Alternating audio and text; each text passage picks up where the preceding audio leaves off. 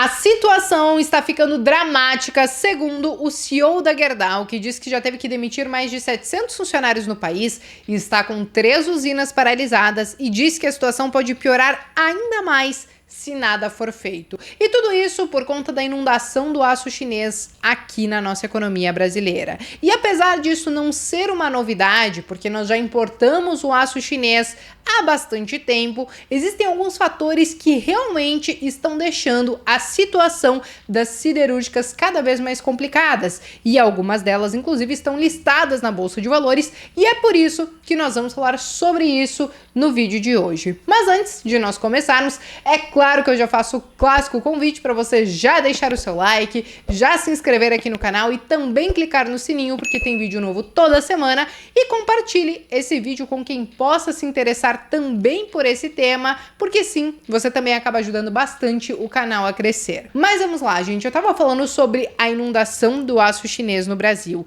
Isso realmente não é uma novidade, a gente já importa o aço chinês há bastante tempo, mas o que tem acontecido é que de janeiro para cá, as importações cresceram mais de 58% e praticamente 23% de todo o aço que tem sido consumido aqui no Brasil tem sido de origem chinesa. Isso acontece porque o aço da China ele é subsidiado pelo governo chinês e a consequência disso é que o aço da China chega aqui no Brasil com um preço muito menor do que o próprio preço de custo das siderúrgicas brasileiras. E isso, claro, porque o custo do Brasil ele é muito elevado, nós temos uma alta carga tributária e tudo mais.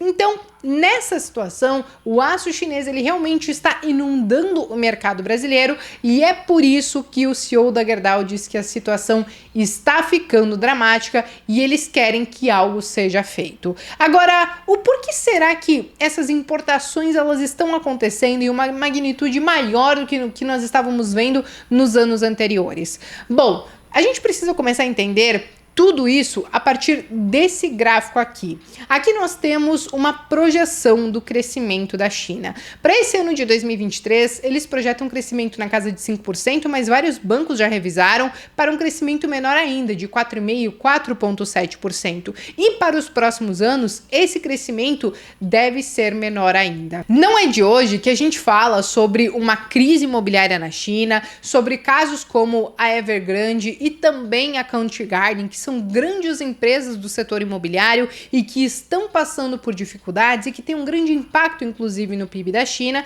Só que tudo isso nos leva a crer, então, que a China ela realmente está passando por um período de desaceleração e, apesar de ela continuar crescendo, ainda assim é um crescimento muito inferior ao que ela tinha em anos anteriores. E o que acaba acontecendo é que, diante de todo esse cenário, e inclusive dessa crise imobiliária, os estoques de aço acabaram subindo absurdamente e o que resta para a China é escoar esse aço para outros países do mundo. E aí, claro, com esses preços muito mais amigáveis que contam, inclusive, com o subsídio do governo. E aí o que acontece, né, gente? Para a gente entender o quanto isso realmente impacta, nós precisamos entender quais são os players dessa indústria.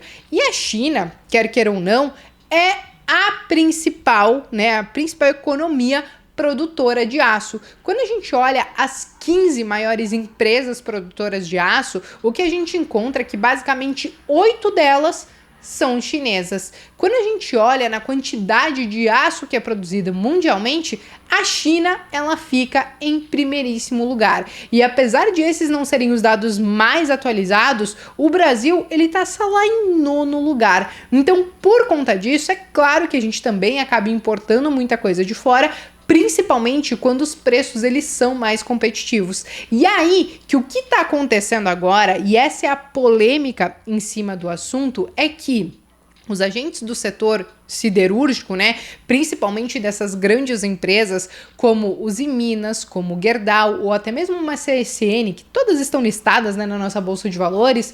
Então, essas empresas elas estão pressionando o governo atual para eles aumentarem a taxa de importação, que basicamente hoje está na casa aí de 12%, e eles querem pressionar para que essa taxa suba para 25%. E a polêmica em torno disso é que o Brasil hoje, ele já não é um dos dos países mais abertos para negócios e tudo mais. E você aumentar ainda mais essa taxa de importação também acabaria afetando essa questão. Existem países que eles são muito mais livres, vamos dizer assim, economicamente, eles são muito mais abertos para negócios, e aumentar taxa de importação não leva o Brasil justamente para esse caminho.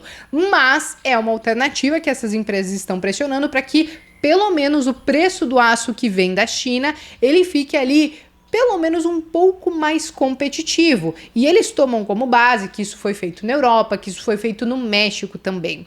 Agora, quando a gente olha para a situação do Brasil mesmo, que nós temos uma das maiores cargas tributárias, é claro que eu sou da opinião que esse protecionismo todo, talvez ele vá resolver por hora, mas o ideal não seria justamente você conseguir reduzir os impostos, talvez, da indústria siderúrgica e fomentar ainda mais esse setor? Só que, é claro, isso hoje parece uma utopia, porque o governo atual ele tá correndo atrás do rabo. Eu fiz um vídeo recente falando sobre isso, mas ele tá correndo atrás do rabo para arrecadar ainda mais e tentar chegar pelo menos perto de cumprir aquela meta de déficit fiscal zero que eles já mandaram para as cucuias, né, nessas últimas semanas com a fala do Lula e tudo mais.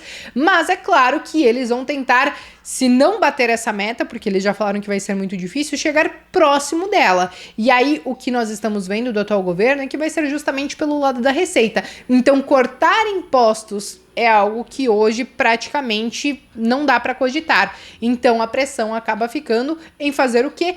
Aumentar ainda mais os impostos. Só que essa questão do aumentar ainda mais os impostos, o que pode acabar acontecendo é que o preço do aço pode acabar subindo, e aí nós temos dois caminhos que podemos observar.